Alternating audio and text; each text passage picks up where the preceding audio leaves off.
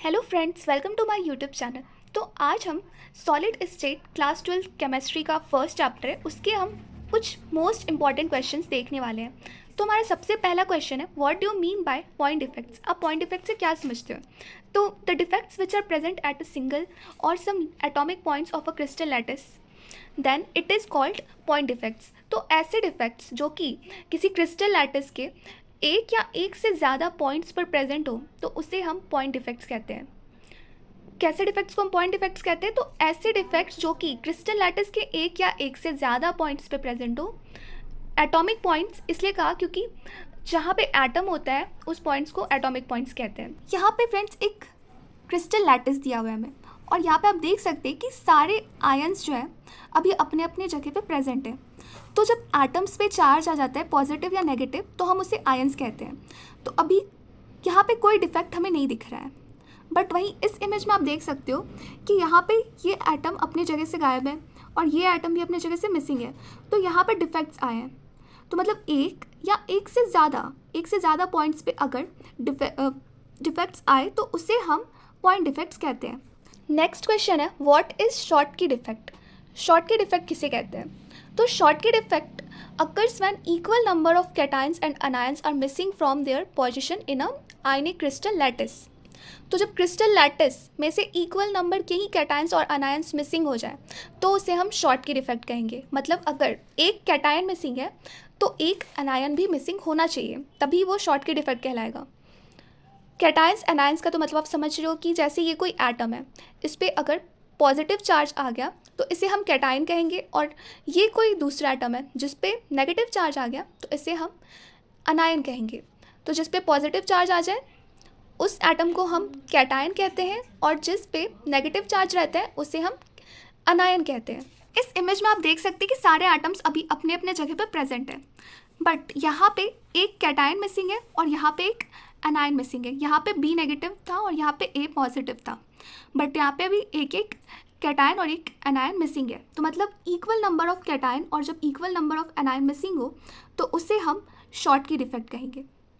I repeated, जब equal number of cation, अगर दो कैटायन यहाँ पे नहीं है, मान लो कि ये और ये दोनों मिसिंग होते, तो यहाँ से अनायन भी दो मिसिंग होते, मतलब एक और बी नेगेटिव मिसिंग होता।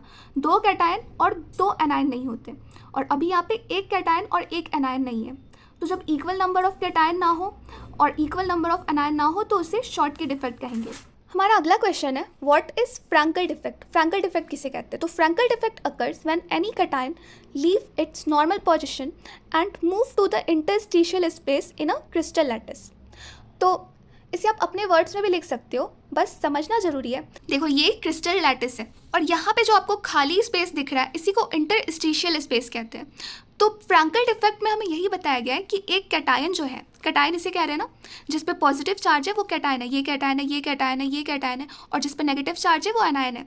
तो फ्रैंकल डिफेक्ट में सिर्फ कैटायन के बारे में कहा गया है कि एक कैटायन जो है अपनी जगह को छोड़ के कहाँ जाएगा, वो इंटरस्टिशियल स्पेस में चला जाएगा।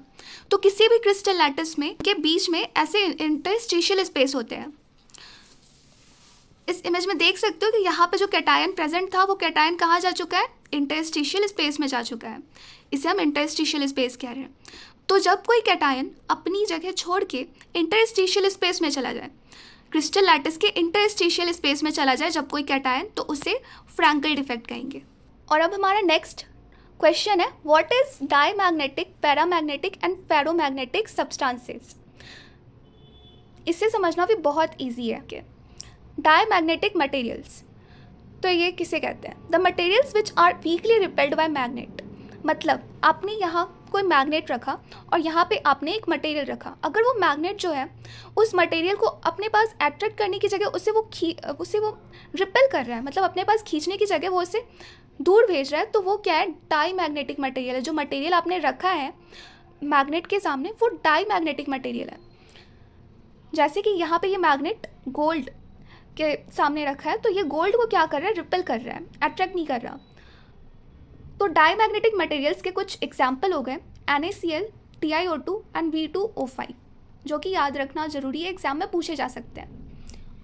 और दूसरा है पैरामैग्नेटिक मटेरियल्स किसे कहते हैं? तो the materials which are weakly attracted by a magnet, ऐसा मटेरियल जो कि अट्रैक्ट तो हो रहा है मैग्नेट के पास बट वीकली अट्रैक्ट हो रहा है, मतलब धीरे धीरे जो है मैग्नेट के पास आ रहा है, जैसे कि एल्युमिनियम। और इसके एग्जाम्पल हो गए पैरामैग्नेटिक मटेरियल्स के एग्जाम्पल हो गए Cu+2, Fe+3 एंड TiO।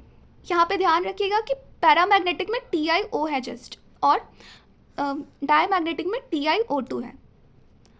अब फेरोमैग्नेटिक मटेरियल्स देखते हैं। तो the materials which are strongly attracted by magnet, ऐसे मटेरियल्स जिसको मैग्नेट जो है मैग्नेटाइज करके तुरंत जो है अपने पास अट्रैक्ट कर ले, खींच ले, तो उसे हम स्ट्रांगली अट्रैक्टेड कहेंगे और उसे हम फेरोमैग्नेटिक मटेरियल्स कहेंगे। जैसे यहाँ पे आयरन है, मैग्नेट है और यहाँ पे आयरन रखा है, तो आयरन जो है स्ट्रांगली अट्रैक्ट होगा मैग्नेट से। सो फेरोमैग्नेटिक का एग्जाम्पल हो गया आयरन एंड निकल। अब हम अपना नेक्स्ट क्वेश्चन देखते हैं, क्वेश्चन 5th, जो कि है difference between crystalline and amorphous solids. So इनके बीच में हमें डिफरेंस बताना है।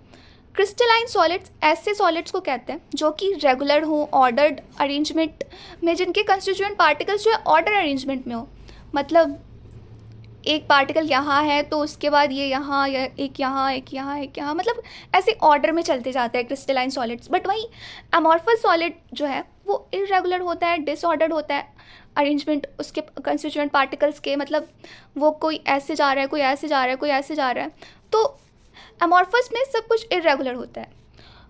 वहीं क्रिस्टलाइन सॉलिड जैसे कि आप देख रहे हैं रेगुलर है, तो इसका लॉन्ग रेंज ऑर्डर भी होगा, वहीं अमॉर्फस का शॉर्ट रेंज ऑर्डर होगा। और क्रिस्टलाइन सॉलिड के शार्प मेल्टिंग पॉइंट होते हैं, बट अमॉर्फस सॉलिड का कोई भी डेफिनेट मेल्टिंग पॉइंट ही नहीं होता। क्रिस्टलाइन सॉलिड जो है अनआइसोट्रॉपिक होते हैं, जबकि अमॉर्फस सॉलिड आइसोट्रॉपिक होता है। क्रिस्टलाइन सॉलिड्स के example NaCl, diamond and quartz, और अमॉर्फस सॉलिड के example glass, rubber and plastic. हमारा नेक्स्ट क्वेश्चन है what is unit cell. Unit cell क्या होता है? तो unit cell is the smallest portion of crystal lattice which repeated in different directions generates the entire lattice.